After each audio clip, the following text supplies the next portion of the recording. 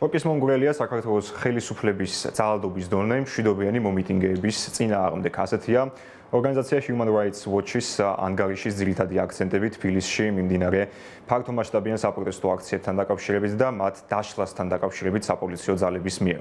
დოკუმენტში ნათქვამია, რომ სამართალდამცველების ქმედებებს ჰქონდა ფართომასშტაბიანი და ხშირ შემთხვევაში სადამსჯელო ხასიათი, როდესაც გამოყენებული იყო ფიზიკური ძალა. ანგარიშის თანახმად მოქალაქეებს პოლიცია და უსაფრთხოების სხვა ძალები სასტიკი მეთოდებით აკავებდნენ, აქცევდნენ მათ ალყაში, ფიზიკურად უსწორდებოდნენ, აწამებდნენ და სასტიკად ეპყრობოდნენ პოლიციის ავტომობილებსა და განყოფილებებში.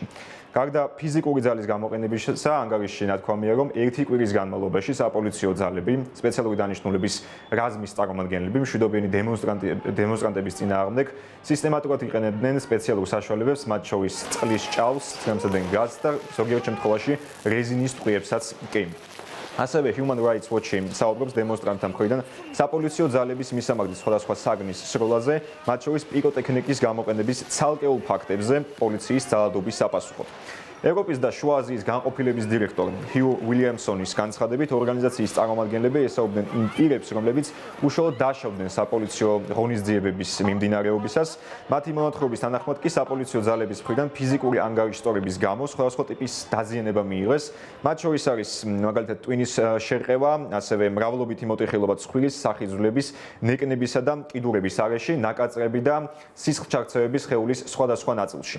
ძალადობრივ ქმედებებზე საუბრისას Human Rights Watch-ი ყურადღებას ამახვილებს სამართალდამცველების ეკიპირებაზე და მიიჩნევს, რომ უკანონოა, როდესაც მაიდენტიფიცირებელი ნიშნები საპოლიციო ძალების წარმომადგენლებს არ ჰქონდათ და ასევე ისინი აღჭურვილნი იყვნენ სპეციალური შავი ნიღბებით. შესაბამისად, მათი სახის ამოცნობა პრაქტიკულად იყო შეუძლებელი.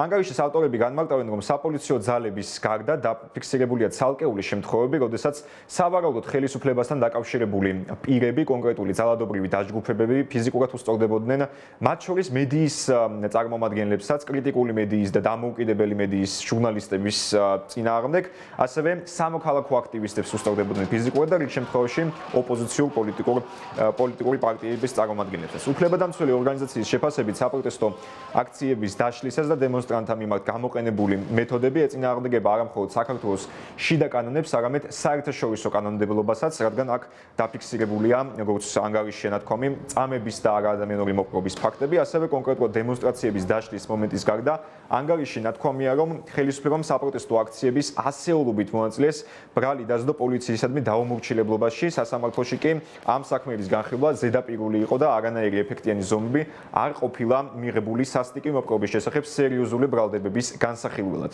შინაგანსაკუთრებათა სამინისტროს მონაცემებით, სულ საპროტესტო აქციების განმავლობაში 28 ნოემბრიდან დაკავებული იყო 500-ზე მეტი მოქალაქე, თუმცა აღსანიშნავია, რომ მათი ნაწილი უკვე თავისუფლებაზე, ანუ გამოვიდა საპატიმრო დაწესებულებებიდან, ნაწილის განხილვა, საქმეების განხილვა ადმინისტრაციული და სისხლის სამართლის წესით ჯერ კიდევ მიმდინარეობს სასამართლო დარბაზებში, მათ შორის თბილისის საქალაქო სასამართლოში და სწორედ ამ ფაქტზე ამახვილებს ყურადღებას საერთაშორისო უფლებადამცველი ორგანიზაცია და მიიჩნევს, რომ სპეციალური საგამოძიებო სამსახურის მიერ დაწყებული გამოძიების შედეგად ბრალი ჯერჯერობით არც ერთ სამართალდამცველს არ აქვს წაყენებული, რაც კიდევ სისტემური პრობლემა არის Human Rights Watch-ის ანგარიშის თანახმად.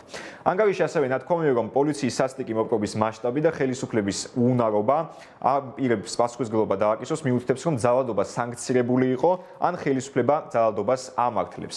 რაც შეეხება შეშფოთებების ნაწილს, ასევე გამოთქმულია შეშფოთება ხელისუფლების განცხადებასთან დაკავშირებით, რომ ორდენით დააჯილდოებს შინაგანსაკუთრებათა სამინისტროს იმ თანამშრომლებს და მაღალჩინოსნებს, რომლებიც უშუალოდ პასუხისმგებლნი არიან ბრძანებების გაცემაზე, კონკრეტულად ამ დემონსტრაციების დაშლასთან დაკავშირებით.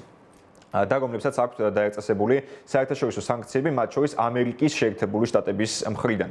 Human Rights Watch-ის შეფასებით, გამოძიების მიმდინარეობისას ხელისუფლების მიერ მიღებული ეს გადაწყვეტილება აჩვენებს ძალადობაში დამნაშავე პირებისთვის პასუხისმგებლობის დაკისრების ვალდებულებების უგულებელყოფას. Human Rights Watch მიიჩნევს, რომ საქართველოს საერთაშორისო პარტნიორებმა უნდა მიაღწიონ ბოლო საპარლამენტო არჩევნების შემდეგ მომხდარი ძალადობის დამოუკიდებელ გამოძიებას და ამაში საჭიროა საერთაშორისო პარტნიორების ჩართულობა და დასკვნის სახით Human Rights Watch-ის პოლიციის ანგარიში ნათქვამია, რომ უფლებადამცველი ორგანიზაცია ყურადღებას ამახვილებს ადამიანის უფლებების სფეროში საქართველოს საერთაშორისო ვალდებულებებზე და აცხადებს, რომ ხელისუფლებამ დაუყოვნებლივ უნდა აღკვეთოს პოლიციის მხრიდან ძალადობა და პატივისცეს მოქალაქეთა შეკრებისა და მანიფესტაციის უფლებას, რაც არის არამხოლოდ საქართველოს კონსტიტუციით გარანტირებული, არამედ საერთაშორისო კანონმდებლობით გათვალისწინებული და გარანტირებული უფლება თითოეული მოქალაქისადმი.